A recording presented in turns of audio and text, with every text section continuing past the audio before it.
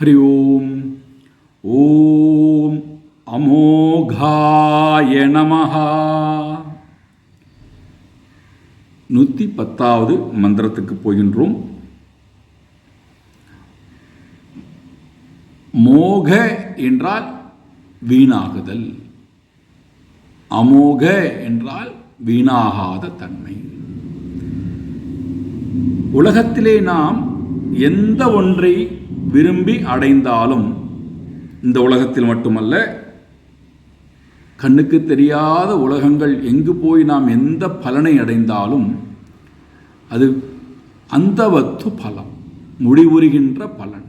காலத்துக்கு உட்பட்டது, இடத்துக்கு உட்பட்டது, பொருளுக்கு உட்பட்டது, எல்லாவற்றுக்கும் உட்பட்டுத்தான் அது நமக்கு சந்தோஷத்தை கொடுக்க முடியும். அப்போது அது அழியக்கூடிய தன்மை படைத்தவை, வீணாகும் தன்மை படைத்தவை. ஆனால் இறைவனுடன் நாம் எப்பொழுது நம்முடைய தொடர்பை ஏற்படுத்துகின்றோமோ அந்த சம்பந்தம் அமோகாய, எக்காலத்திலும் வீணாவது என்பது இல்லை. இறைவனை யார் பூஜிக்கிறார்களோ, இறைவனை யார் ஸ்துதிக்கின்றார்களோ, இறைவனை யார் சம்ருதஹா சிறப்பாக நினைக்கின்றார்களோ, அவர்கள் எடுக்கக்கூடிய முயற்சி சர்வபலம் நவ்ருதா, சர்வபலம் ததாதி நவ்ருதா, அது வீணாக போவதே இல்லை ஒரு காலத்திலும்.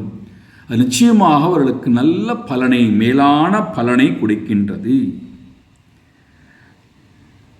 காரணம், இறைவனுடைய அந்த சங்கல்பம் என்பது, சங்கம் என்பது சத்திய சங்கல்பகா.